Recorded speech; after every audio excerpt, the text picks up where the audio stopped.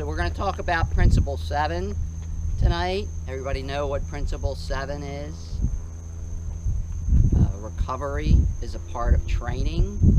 I kind of like the fact that it's Principle 7. A lot of you know that I'm a fan of the 7 habits of highly effective people.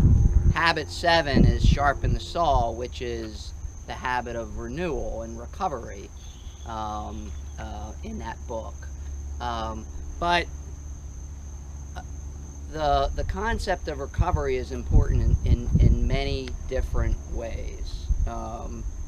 Basically, and you have to know when your body improves and becomes more capable. We talk about this a lot, most of you know it, but when you're out here running or doing a workout, your body is not improving its capacity to perform when you're doing that. It improves its capacity to perform when you're recovering from that. So to improve, there's a stress recovery equation. It's much less common, in my opinion, for people to overtrain than it is for them to under-recover.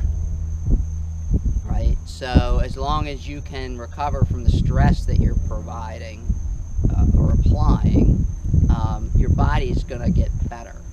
I'm going to use some elite athlete quotes in this, or comments. Meb Keflezighi's quote that I love about this is, what happens during the workout is less important than what happens in the 24 hours after the workout. So if you don't recover properly, the work that you did gets lost. So if you look at that 24 hours, after you work out tonight, in 30 to 60 minutes, are you cooling down properly? Right? Are you getting a proper cool down after the workout? Eating something healthy in the 30 to 60 minutes after the workout, healthy carbs, healthy protein. A lot of runners like chocolate milk for a lot of reasons. It tastes good and it does the job. And then if you look at the 24 to 48 hours after tonight, are you getting enough sleep? Do you have good sleep habits? Are your nutrition habits in the next 24 hours going to be good?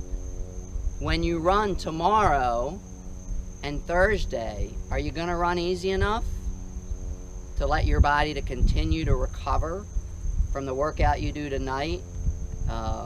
Because you can get, as we've taught before with Habit 2, you can get aerobic development benefits by running easy without interfering with the recovery from the workout tonight. Okay? Eliud Kipchoge, everybody knows who he is by now. World record holder in the men's marathon. Everybody know what the world record is? 2:01:39 for a marathon. 2:01:39. So if you do the math, something like 4:37 a mile for 26.2 miles. Do you know what his slowest paces are when he runs? And one of the great things about Kipchoge is he shares what he does. On easy days, he goes really slow, and this is a quote from somebody that was running with him. Sometimes as slow as 9:40 pace. I bet you there's runners in this group that do not run 9:40 pace on their easy days. And a guy that can run 4:30 something pace for a marathon, on their easiest days, they're running that slow. But even if you look at probably a lot of his easy running, I'm sure a lot of it's 6:30, 7 minutes. That's still 2 minutes a mile slower than marathon pace, right? Kipchoge understands that he can aerobic develop aerobically when running easy. He also understands, because if you read the other side of the equation, some of the workouts he does are fantastic, you know, amazing. And so he does a lot of his other running easy because he knows his body has to recover from that. But he also still needs to do the volume of running he needs to do to develop aerobically. I like this Ryan Hall quote. Everybody know Ryan Hall? American record holder in the marathon, 2:04 something. I constantly remind myself that resting takes confidence. Anyone can train like a man, but to embrace rest and allow all the hard training to come out takes mental strength. I love that because most of the time people run too fast on their easy days because they lack the confidence to run slower. So anyway, you have to embrace recovery to continue the improvement as an athlete. And the last thing to recognize is there's all kinds of cycles in running. You've probably noticed by now we have the mini cycles every 4 weeks, where we have up volume or intensity for 3 weeks, and then we have a rest and recovery week. So in the workout tonight, you'll stress during a repeat, you'll recover during a recovery, go to a next repeat. When you run tomorrow, you'll be running a recovery run after a hard workout today. So hard day, easy day. Hard weeks, easy weeks.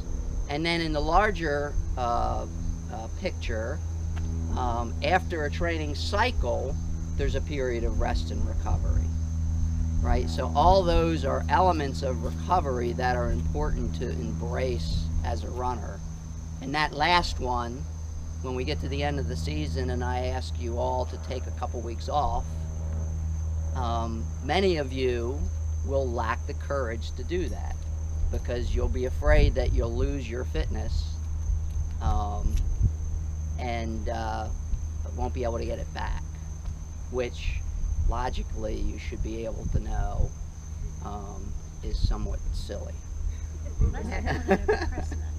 What's that? Unless you're doing it over the holidays, and then you have like other things that are tempting you. Right. Yeah.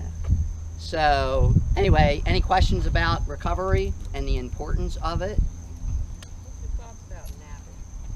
Napping is fantastic. Fantastic. Yeah, so, and I've learned this really recently. Sleeping is when your body truly restores itself and recovers. So if you're shortchanging sleep, that's probably something you should think about improving on. And if you can't do it at night for whatever reason, your schedule doesn't allow you to get 8 hours of sleep, napping's a good substitute. Any other questions? All right, thank you.